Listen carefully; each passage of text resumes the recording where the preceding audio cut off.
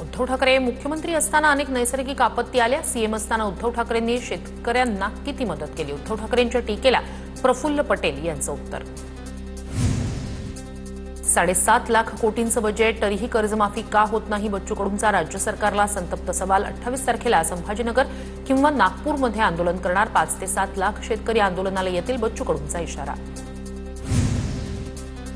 जामखेड तालुक्याच्या चौंडी गावातील विधान परिषदेचे सभापती राम शिंदे यांच्या घराला पाण्याचा वेढा। आमदार रोहित पवार यांनी राम शिंदेंच्या घराला भेट देत त्यांच्या कुटुंबाची केली विचारपूस। कट्टर विरोधक असलेल्या राम शिंदेंच्या कुटुंबाची रोहित पवारांकडून विचारपूस।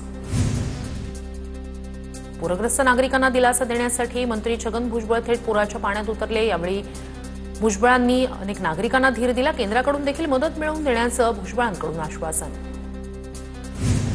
छत्रपती संभाजीनगरच्या वैजापूरमधील रेस्क्यू ऑपरेशनमध्ये अंबादास दानवेंचा सहभाग।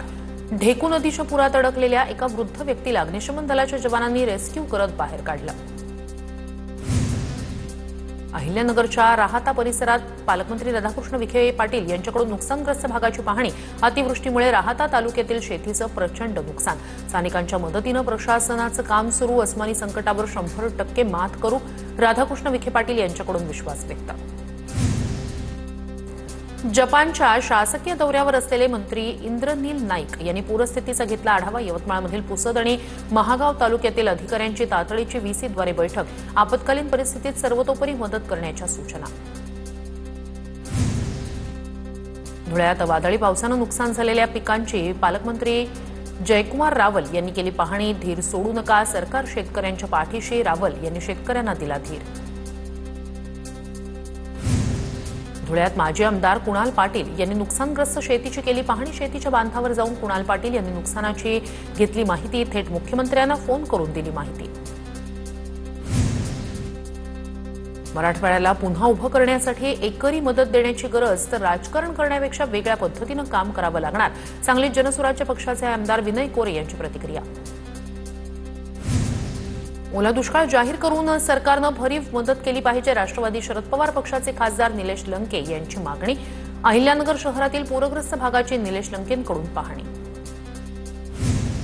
जळगावच्या एरंडोल तालुक्यातील अंजनी नदीला मुसळधार पावसामुळे पूर। नदीनं धोक्याची पातळी ओलांडली। पुलावरून पाणी वाहत असल्यानं एरंडोल शहराचा भडगाव तालुक्यासह इतर गावांशी संपर्क तुटला।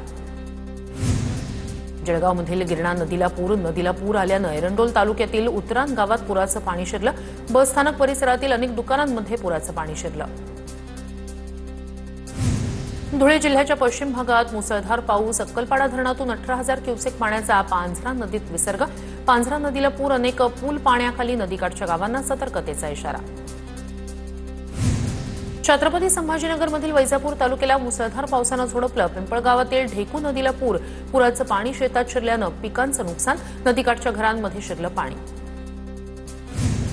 अहिल्यानगरच्या कोल्हारमधील राजुरी रोड परिसरातील शेतीला मुसळधार पावसाचा फटका। पानसरे मळा भागातील शेतकऱ्यांचं मोठं नुकसान। हातातोंडाशी आलेलं पीक पाण्याखाली। नंदुरबार जिल्ह्यात पावसानं हातातोंडाशी आलेलं पीक हिरावलं। मुसळधार पावसामुळे केळी, पपई, कापूस, मिरची, सोयाबीन, मका पिकांचं मोठं नुकसान। शेतकरी हवालदिल नुकसान भरपाईची मागणी।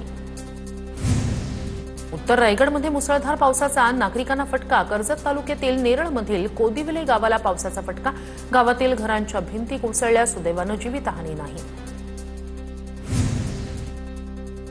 सोलापुरात बुधवारपासून पूरग्रस्तांच्या खात्यावर 10,000 रुपये जमा होणार। सोलापूरचे जिल्हाधिकारी कुमार आशीर्वाद यांची माहिती। घरात पाणी शिरलेल्यांचे पंचनामे पूर्ण होणार। श्री विठ्ठल रुक्मिणी मंदिर समितीकडून पूरग्रस्तांना मदतीचा हात। मंदिर संस्थांकडून मुख्यमंत्री सहाय्यता निधीत 1 कोटींची मदत। मंदिर समितीच्या गहिनीनाथ महाराज औसेकर यांची माहिती।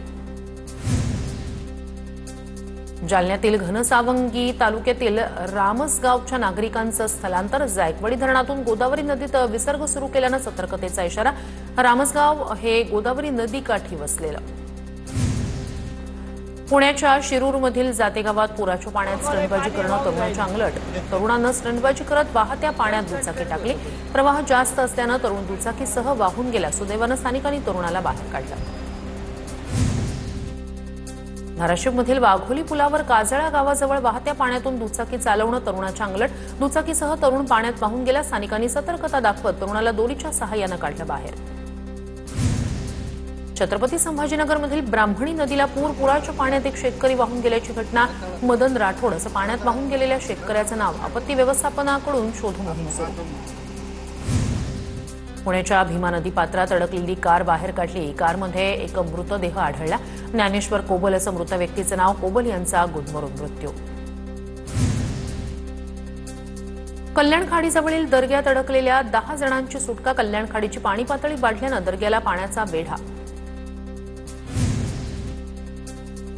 नालायकांसोबत युती करणार नाही असं शिंदेंना सांगितलंय. शिंदेंचे अलिबागचे आमदार महेंद्र दळवी यांचा सुनील तटकरेंवर जोरदार निशाणा. दिवाळीत असा फटाका वाजवा की तटकरे घरातून बाहेर पडायला पाहिजे. दळवींची तटकरेंवर टीका. फॅमिली प्रॉब्लेम्स, कोर्ट केस, संपत्ती वाद, शत्रूंचा त्रास, राजकारणातील समस्या, प्रेमातील अडथळे, विवाहातील त्रास, जन्मकुंडली दोष, सर्व प्रश्नांचे समाधान मिळवा गुरुजी कमलेश जोशींसोबत.